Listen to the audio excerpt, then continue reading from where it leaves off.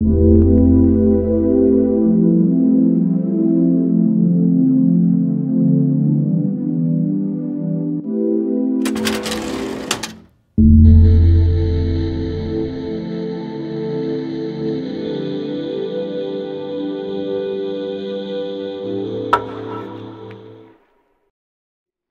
gustaría empezar por puntualizar algunos conceptos.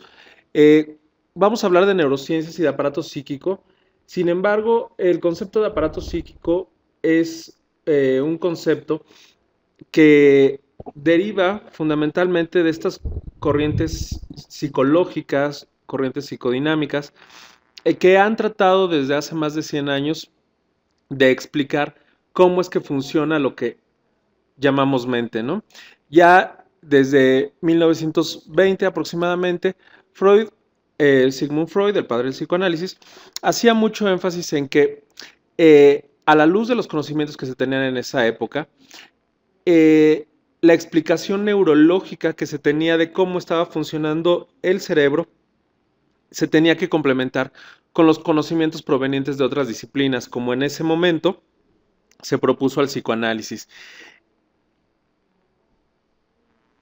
Fue entonces que Freud postula un concepto que es fundamental para la comprensión de estos temas, que es el de las series complementarias. Es decir, que en la construcción de la psique, del aparato mental, eh, interjuegan factores exógenos, es decir, del mundo externo, del ambiente, con factores endógenos, es decir, subjetivos, relacionados con el individuo. Y es en estas correlaciones, perdón, que no sé por qué cambió diferente, pero bueno, ok, que se tiene que entender el funcionamiento del aparato mental. Entonces, son conceptos que se propusieron aproximadamente hace 100 años, 90 años, y a la luz de eso, el psicoanálisis fue a la par del desarrollo de la sociedad, siendo muy cuestionado. Es el año de 1998, 1999, cuando viene un gran cuestionamiento a nivel social, también fundamentado por el desarrollo que habían tenido las neurociencias, de si era válido todavía todo este campo teórico que provenía del psicoanálisis y de las teorías freudianas. Eh, Puntos de vista muy convergentes y otros divergentes acerca de si eran válidos esos conocimientos o se tenían que desechar. Eh, Ocuparon páginas de revistas de divulgación científica o divulgación cultural muy importantes como el Newsweek o el Time, en donde se dedicaron secciones completas a discutir acerca del tema. Como respuesta, las, el campo teórico de la salud mental, de la psiquiatría, en voz de Eric Kandel, publica en 1998 este artículo en el American Journal of Psychiatry, que es un artículo fundamental en donde él hace toda una disertación de cuál debería de ser como la nueva línea que debería de seguir la psiquiatría como ciencia médica para desarrollar su conocimiento. Este primer artículo del 98 generó muchas reacciones acerca de los planteamientos que señalaba ahí Eric Kandel, y un año después publica un complemento a este primer artículo, en el 99 publica acerca de cuáles serían las bases biológicas de este desarrollo del psicoanálisis. Nada más recordando que Eric Kandel, el autor de estos dos artículos, un año después, en el 2000, recibió el premio Nobel en Fisiología y Medicina por sus trabajos sobre la memoria, que más adelante vamos a retomar. Pero es este neurocientífico, este hombre de ciencia, quien plantea la importancia de no desechar el conocimiento proveniente del psicoanálisis, sino más bien hacer énfasis en la necesidad de integración que se debería desarrollar.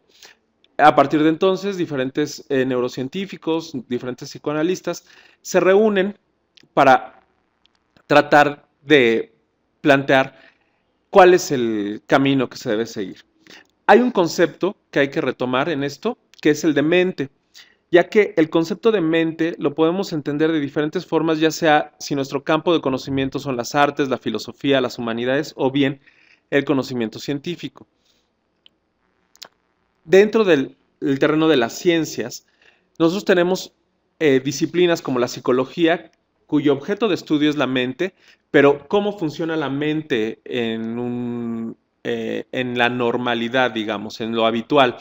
La psiquiatría se encarga de estudiar la mente, pero desde las alteraciones de esta mente, desde los trastornos mentales, con un punto de vista pues muy médico. El psicoanálisis es una tercera disciplina que también tiene como objeto de estudio la mente, pero trata acerca de la comprensión de los aspectos de cómo se va estructurando esta mente en los diferentes aspectos. Las neurociencias retoman el tema de lo que es la mente y se focaliza en tratar de estudiar el aparato de la mente, que es lo que nosotros hemos denominado cerebro. Entonces, sabemos en la actualidad que la mente no es un cuerpo, no, cuando estamos hablando de mente no estamos hablando de el cuerpo, estamos hablando de un aspecto subjetivo de un cuerpo, es decir, la parte subjetiva de un individuo. No estamos hablando de lo objetivo, es decir, no estamos hablando del cerebro, sino de cómo ese cerebro vive su subjetividad. Es por eso que una primera característica de la mente es la subjetividad. Un segundo punto es tratar de entender qué es lo que siente esa mente, cómo se hace consciente esa mente de sus diferentes aspectos. Y esa es la segunda característica de lo que es la mente, la conciencia o la capacidad de tener conciencia sobre lo que se siente. Una tercera característica sería lo que hace esa mente de manera intencional, hay una intencionalidad. Y una cuarta característica sería que los actos que se hacen de manera voluntaria, libre, atribuyendo la responsabilidad sobre el hecho. Estas cuatro características son lo que Mark Solms ha propuesto acerca de lo que es la mente.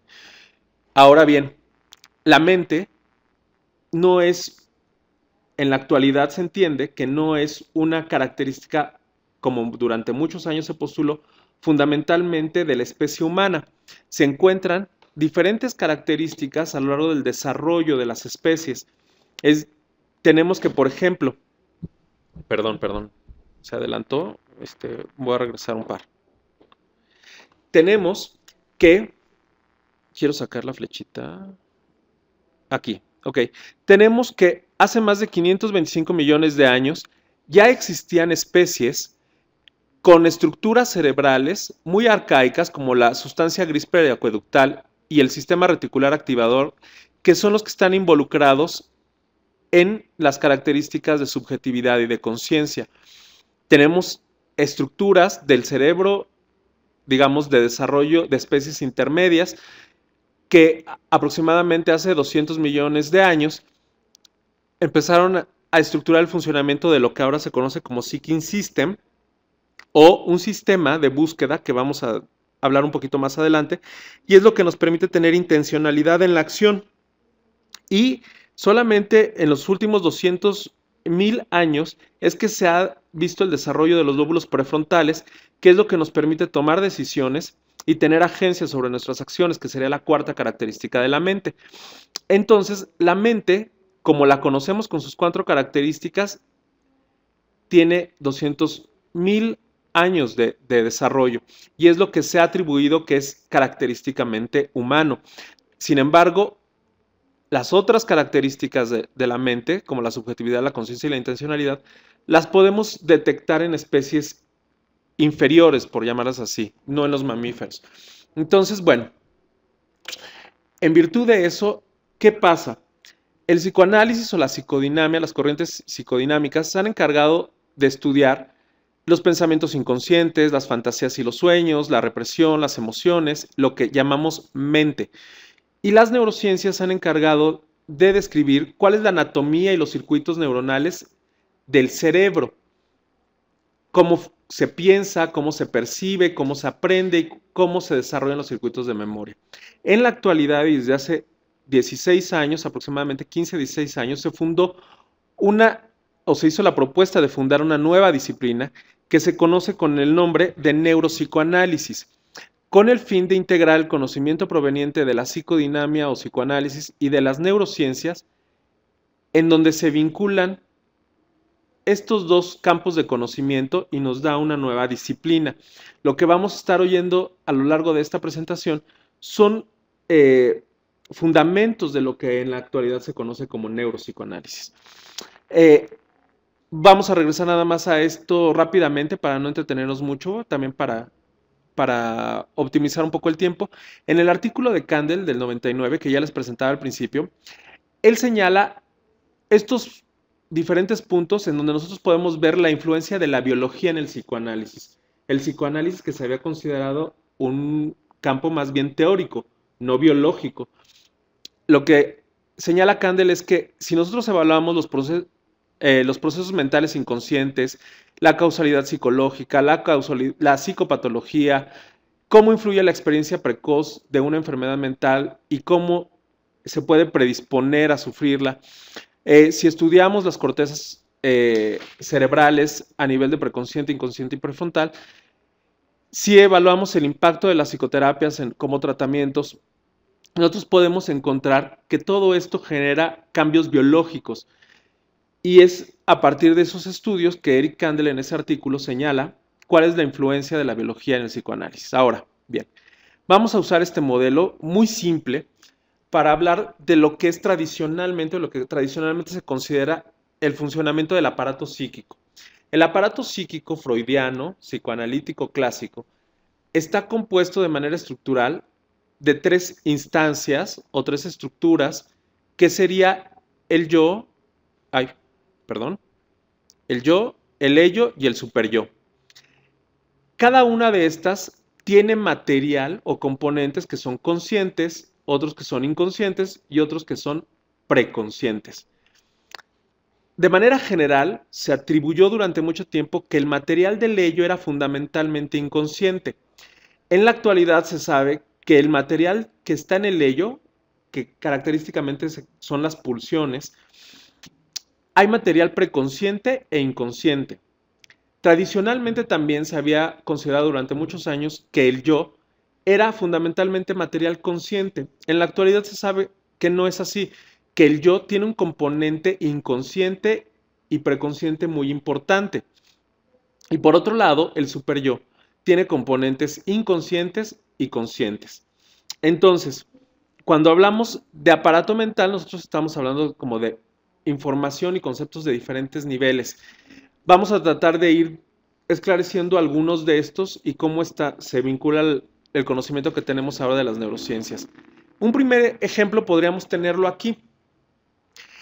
El primer diagrama, el diagrama superior, es un diagrama que hizo Freud en alguno de sus textos, en donde él esquematizaba así el aparato psíquico y decía que el yo tenía material preconsciente y estaba en el consciente, y había un filtro que era el filtro de la represión, que hacía que el material se reprimiera y se pasara al inconsciente, que era el ello.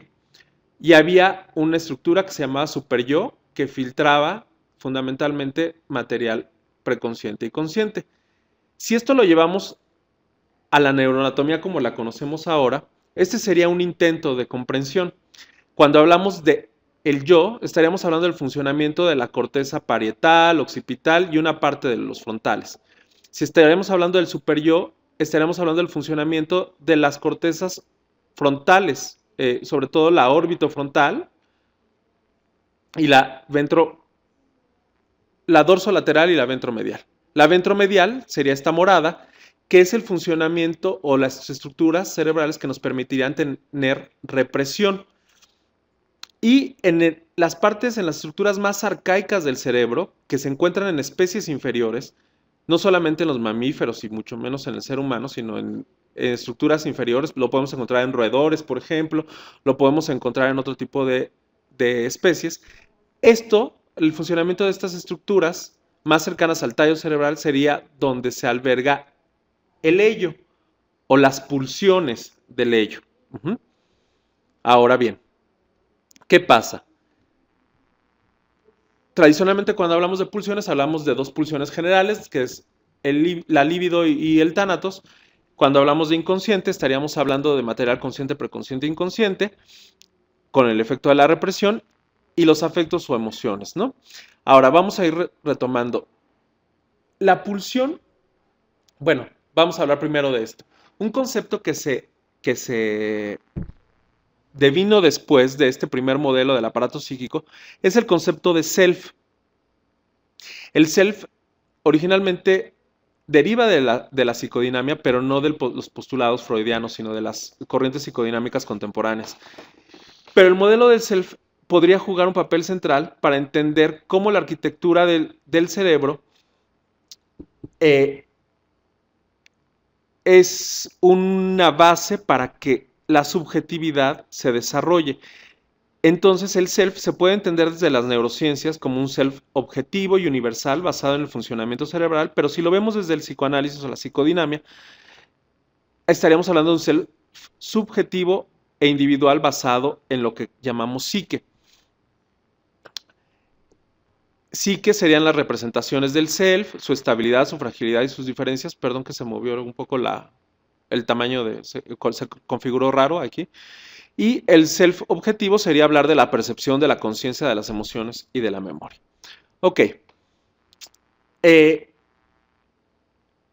self para las neurociencias nos determinaría o nos explicaría cómo se construye el esquema corporal, el concepto corporal, la imagen corporal, el cuerpo percibido, la conciencia de nuestro cuerpo, y el self entendido desde el psicoanálisis o desde la psicodinamia nos hablaría de quiénes somos, qué autoconcepto tenemos de nosotros mismos, cuál es nuestra autoimagen, cuál es la conciencia de nosotros mismos como personas, como individuos.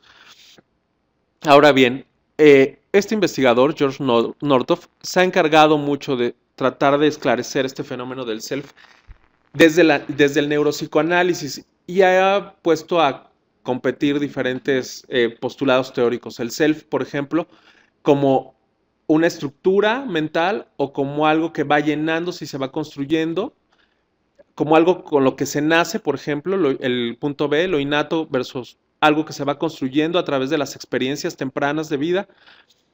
Y un tercer punto sería entender al self como un todo o como algo que se da solamente en la relación con los otros. Esto nos llevaría a este modelo, también se movieron un poco los textos, pero en la actualidad y desde la neurociencia, bueno, más bien desde el neuropsicoanálisis, los autores como Damasio o como Pansep han propuesto que el self está compuesto, digamos, como de capas. Y estaríamos hablando primariamente de un protoself, un self muy rudimentario, que estaría delimitado, destinado a delimitar el cuerpo de un individuo en términos afectivos y somatosensoriales, es decir, diferenciar quién físicamente es uno y cómo siente uno. Y esto se asocia al funcionamiento de estructuras cerebrales como la sustancia gris periacueductal, los colículos cerebrales y el tectum. Quizá este concepto de protoself se podría entender como el self físico o self corporal, es decir, la conciencia del cuerpo o del conocimiento del cuerpo. Existen estructuras de un mayor desarrollo evolutivo como las regiones talámicas, la corteza prefrontal ventromedial, y este funcionamiento nos permite ocuparnos del conocimiento y reconocimiento de los propios estados mentales, es decir, lo que pensamos y lo que sentimos, y qué nos hace diferente nuestra forma de pensar y de sentir con respecto a los otros. Y eso sería lo que Damasio y Pansep llaman self mental o core self. Entonces tenemos un self muy rudimentario que después es cubierto por un self mental. Y hay una tercera instancia que es la más evolucionada, que es la que nos permite reflexionar sobre lo que sentimos, lo que pensamos y cómo somos corporalmente. Y esta correlación, y nos permite correlacionar también eventos de nuestro pasado, de lo que estamos viviendo y anticipar eventos de nuestra vida futura. Y aquí el funcionamiento corresponde a regiones corticales, frontales.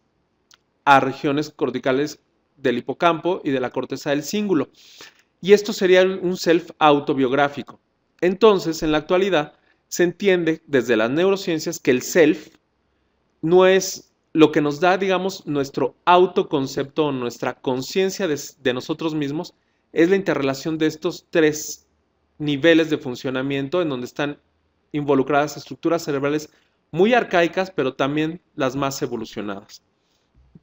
Ok.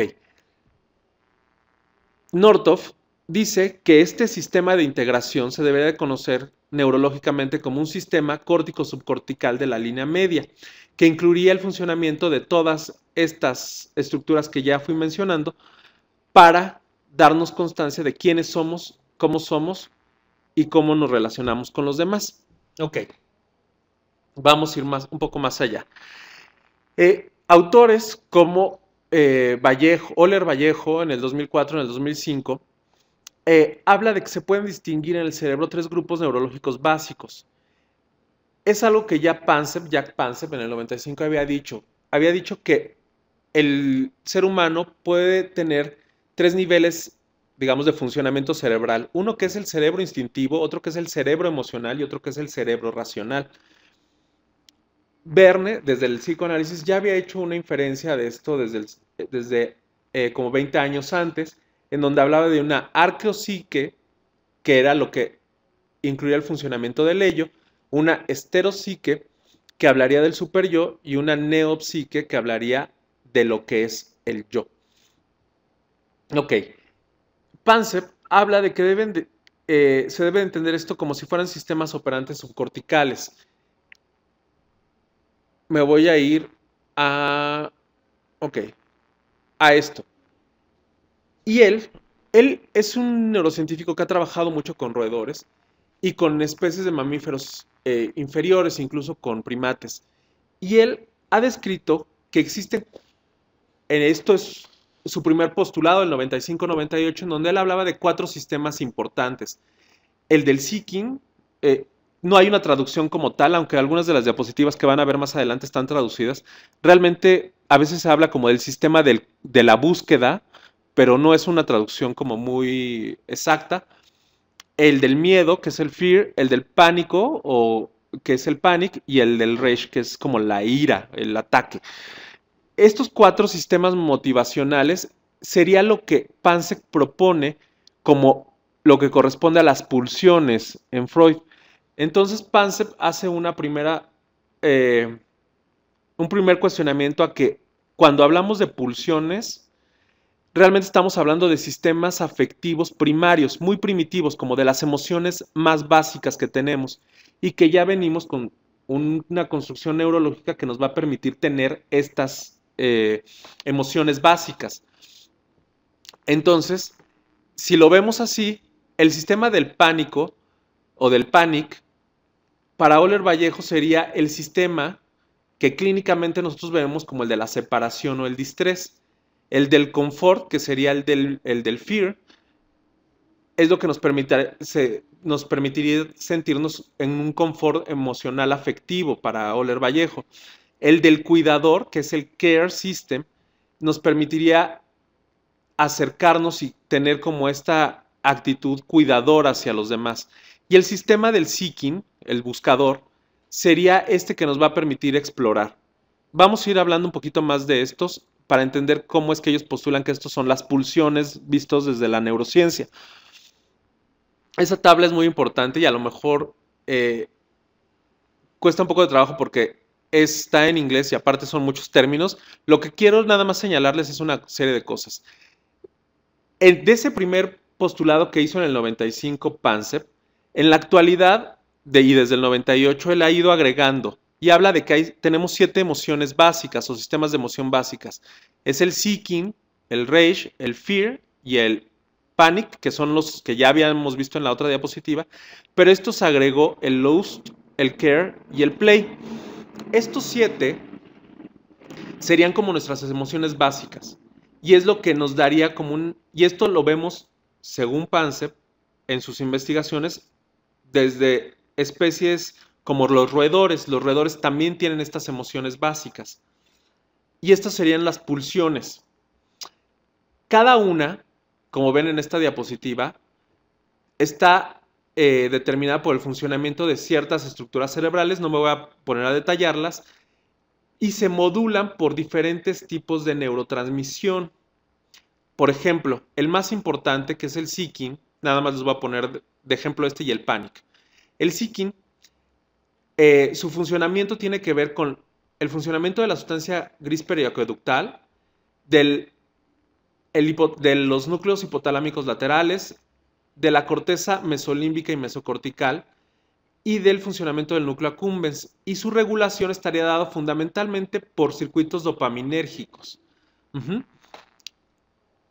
El panic, que es el de la separación, en la actualidad PANSEP le llama panic grief, o sea, pánico duelo, por ejemplo. Su funcionamiento estaría determinado por el cíngulo anterior, por el tálamo dorsomedial y por las áreas preópticas, también por la sustancia gris periaqueductal, y su regulación estaría dada por el funcionamiento de los opioides, de la oxitocina, de la prolactina y del glutamato. Entonces, cada uno de estos ha ido, las neurociencias han ido como determinándolo. Ok. ¿Qué pasa con el sistema del pánico? Vamos a ir desglosando poco a poco cada uno de estos en unos 15 minutos para que tengamos 15 minutos de discusión. El sistema del pánico sería el sistema de separación distrés. La función es la de asegurar que el niño mantenga su apego con los padres, un cuidador primario, pudiendo así recibir de estos la protección y cuidado. Es lo que nos va a permitir sentirnos seguros en la interacción con nuestros cuidadores primarios. Esto hace referencia inmediatamente a una teoría psicodinámica que es la teoría del apego que propuso John Bowlby en 1960 aproximadamente, entre los 60 y 70.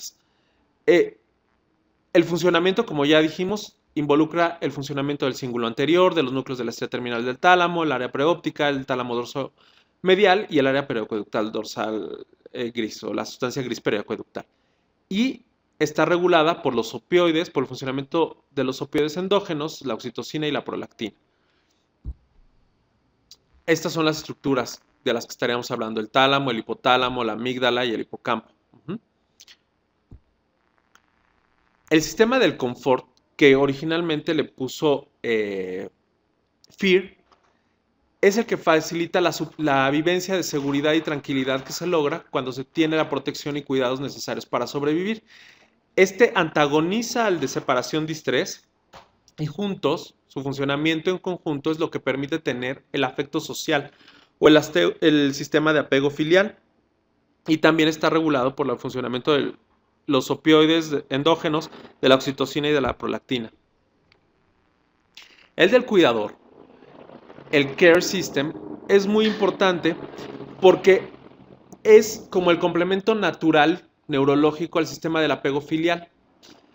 Es decir, si se activa mi sistema de distrés o de separación, voy a buscar en otro como el cuidado. Entonces, en la persona en la que busque se tiene que activar este sistema del cuidador para que me pueda cuidar. Entonces, esto hace que el vínculo se vaya conformando. Si yo se me activa, me siento inseguro, me siento temeroso y se activa mi sistema del pánico o del confort afectivo, está en tensión, y busco un cuidador y al cuidador no se le activa este sistema, el sistema del care, no va a retribuirme, no me va a cuidar, y entonces se va a hiperactivar mi sistema de distrés, de tensión emocional. Lo que necesito es encontrar un cuidador que se le active este sistema del care. Entonces es el complemento para los vínculos seguros y confiables. Se tiene que activar en uno el pánico y en el otro el del cuidador para que se pueda dar. Porque a lo mejor en el sentido contrario yo tengo un sistema del cuidador muy activo, pero si nadie me busca para que lo cuide, no lo voy a poder como depositar en alguien. Entonces son complementarios. Este sistema del cuidador es el que facilita a los padres, a los cuidadores primarios, a proveer cuidados y protección a sus hijos y constituye lo que Bowlby llamaba la base segura. Participan en el cíngulo anterior, los núcleos de la estría terminales del tálamo, el área preóptica, el área tegmental ventral y las áreas periacueductal, gris periacueductal, perdón. Y los neuromoduladores químicos, lo que la activa es la oxitocina, la prolactina, la dopamina y algunos opioides. Esto lo vamos a ver muy rápido porque si no, es muy interesante, pero el tiempo no lo tuvimos que comer por las fallas. Pero John Bowlby hablaba de la teoría del apego y de la angustia de separación. Describió que era una respuesta psicológica a la pérdida social y hablaba de que en la angustia de separación hay tres fases: la protesta, la desesperanza y el desapego total, ¿no? Ahora, si lo viéramos en los diferentes niveles de mamíferos, esta angustia de separación es fundamental que se desarrolle para asegurar o no los vínculos y el apego social, ya que cuando se vive la angustia de separación, esta va a conducir a que se busque y se reúna con un cuidador que le dé esta seguridad. Sabemos en la actualidad que las fallas en esta búsqueda y cuando no se desarrollan apegos seguros o con cuidadores que favorezcan apegos seguros y se desarrollan apegos inseguros o apegos desorganizados, esto desarrolla psicopatología. Psicopatología que se ha estudiado mucho, por ejemplo, en trastornos graves de personalidad, en trastornos como la depresión. Por eso es importante que ante la activación de la angustia de separación se tenga una respuesta de cuidado del otro lado. Como ya habíamos dicho, aquí actúan mucho los opioides endógenos, la oxitocina, la prolactina. Conforme se va desarrollando la angustia de separación, en la fase de protesta, de transmisión y desesperanza, se han hecho estudios en donde se ve que se va incrementando la interleucinal 1 en estas personas y la regulación, y se regulan hacia la alta las dinorfinas. Y esto provoca disforia, que también va a permitir, por otro lado, que se reduzca la angustia de separación y la fase de protesta. La fase de protesta va a llegar a un punto en el que se agota. Las personas, los individuos, no podemos estar demandando todo el tiempo que se nos cuide. Nos vamos a agotar. Se agota este sistema. ¿Qué pasa cuando se agota? Que entonces como que se abandona el sujeto. Y se ha propuesto entonces, en algunos investigadores, que la depresión es el resultado de este agotamiento y sería como un mecanismo para poner fin a la fase de protesta y a la angustia, pero por agotamiento, no por resolución. Y entonces aparece la depresión. El otro sistema importante en esto es el Seeking System, o el sistema explorador o de búsqueda también se traduce. Y este es el que promueve en las personas una búsqueda y exploración del entorno, moviéndose la persona, con interés, curiosidad, afán de investigación ante las cosas, lo que facilita no solo el logro de recursos primarios, por ejemplo, satisfacer la alimentación. Hace mucho énfasis en esto Pansep cuando describe esto, porque es el primer sistema que él describió cuando analizó el Seeking System. Cómo encontramos comida para sobrevivir. Y por eso lo identifica en especies incluso inferiores, no solo en los seres humanos. Pero no solamente sirve para eso, sino también para realizar las tareas con un propósito intelectual. Incluso le lleva a querer averiguar el significado de la vida y de sí misma, y esto lo hace a través del autoconocimiento en todas las facetas posibles. Se encuentra este sistema muy interconectado con la autoestimulación, con el sistema de recompensa o de refuerzo. Hay incluso autores que han propuesto que es el mismo sistema el que se ha descrito como el sistema de recompensa. No es así, son sistemas como paralelos que se complementan, que se sitúa en el hipotálamo lateral, cuyo funcionamiento es crucial la contribución de la dopamina, por lo que este neuromodulador, también, ahí están bien, se considera fundamental para el sistema del Seeking System. En este Seeking System intervienen también el accumbens, el área tegmental ventral, los procesos mesolímbicos y mesocorticales y el área la sustancia gris periacueductal, y se modula fundamentalmente a través de funciones dopaminérgicas. Eso es importante porque hay mucha investigación en la actualidad acerca de postular que en los casos de cuadros afectivos lo que se tiene que tratar son los circuitos dopaminérgicos para reestructurar este seeking system. Ok, estas son las estructuras, no me voy a detener en diferenciar esto. ¿Qué sí les quiero mostrar? Por ejemplo, cuando hablamos de emociones básicas como el seeking, ¿qué es lo que nosotros veríamos si emerge, si se potencia esto? Ay, perdón. Estaríamos viendo interés en la persona. Si es de una manera negativa la expresión del seeking, veríamos frustración. Y esto lo podemos ver en trastornos afectivos o emocionales, como, más bien, ¿cuáles serían los trastornos en donde lo podríamos ver? En el trastorno obsesivo compulsivo, en la esquizofrenia paranoide, con los síntomas negativos fundamentalmente, y en personalidades adictivas. Si nosotros ponemos énfasis, por ejemplo, en el seeking, en el panic, perdón, nosotros podríamos ver angustia de separación, tristeza, culpa, vergüenza. Y esto lo podríamos ver en trastornos como los ataques de pánico, el duelo patológico, la depresión, la agorafobia, la fobia social, y así cada uno. Por ejemplo, en el CARE lo podríamos ver alterado en trastornos donde se cursa con dependencia, en el aislamiento autístico o en los trastornos de apego. Esta es la que ya vimos, no me voy a detener en esta. Pero ¿qué pasa? Estas diferentes emociones básicas están mapeadas o están estructuradas desde estructuras subcorticales muy profundas. El funcionamiento de estructuras límbicas condiciona estos afectos. Es decir, aquí estarían las pulsiones en lo más crudo y entonces tendríamos, por ejemplo, el deseo o el impulso a ser agresivos. Cuando entra en juego las estructuras límbicas, esta necesidad de agresión o de expresar una emoción de estas emociones básicas se estaría condicionando a un contexto social. Y hay un tercer nivel, que es el cognitivo, que nos permite expresar las situaciones en donde lo tenemos que expresar. Y a esto le llaman, Pansek, sobre todo, los tres niveles de regulación afectiva o de regulación emocional. Este sería un nivel primario, secundario y terciario.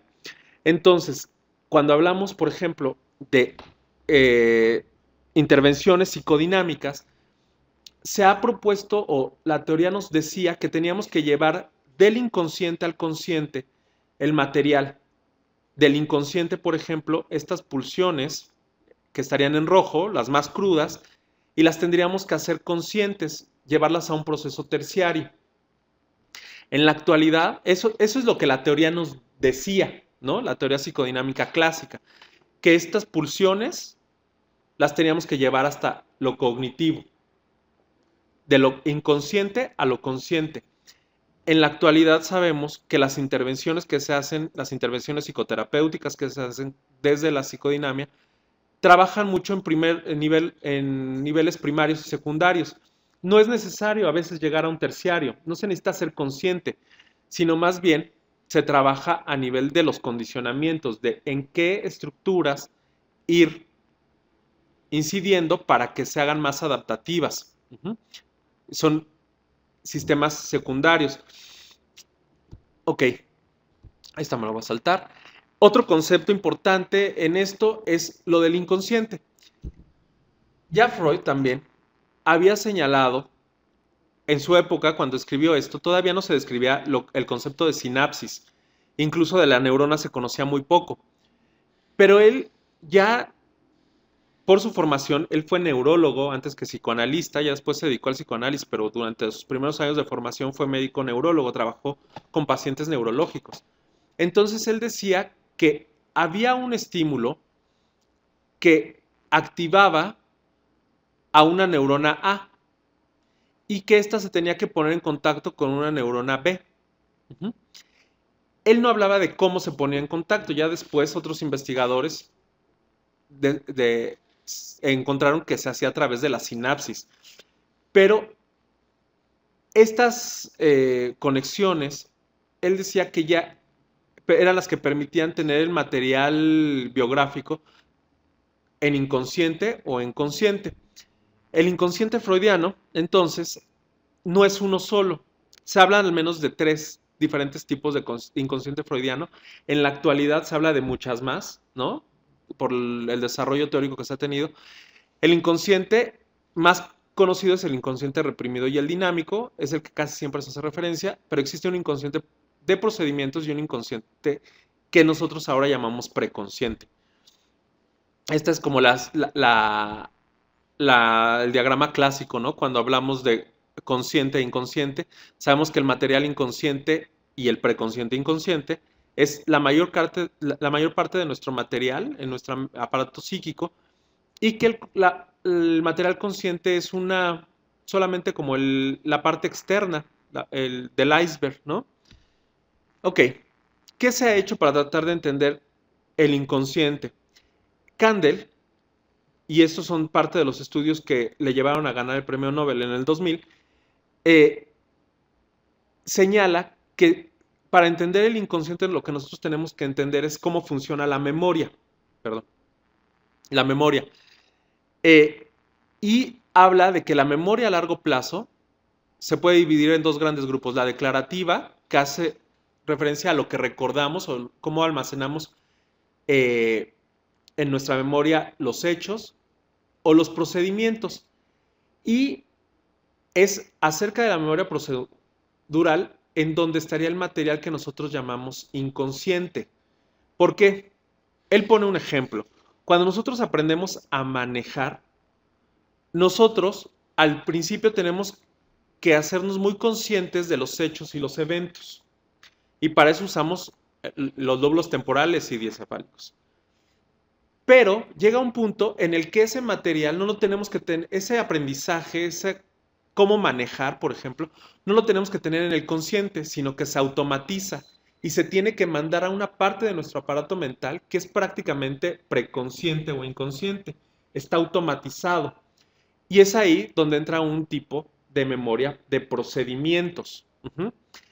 Y entonces, lo que dice Kandel es que mucho del material al que los psicoanalistas llaman inconsciente son más bien material que se ha hecho procedural, que se ha llevado a estas instancias de la mente en donde no necesitamos todo el tiempo estar recordando cuando agarramos un volante y nos ponemos al volante de un auto, todos los pasos que seguimos, sino que ya lo automatizamos y lo mandamos a una parte, digamos, no tan consciente, lo hacemos automático.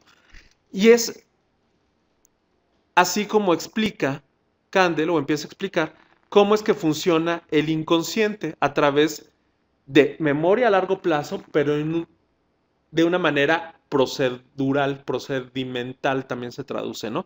Y para eso es necesario el funcionamiento de estructuras como la amígdala, el estriado, el cerebelo. Y bueno, sí me gustaría dejar unos minutos, entonces me voy a ir casi al final. Con todo este tipo de información y de datos que ha ido aportando la neurociencia, es que se ha llamado en los últimos años a que hay un segundo advenimiento de la teoría freudiana. Hay como un replanteamiento de esta teoría a través de disciplinas como el neuropsicoanálisis, ¿no?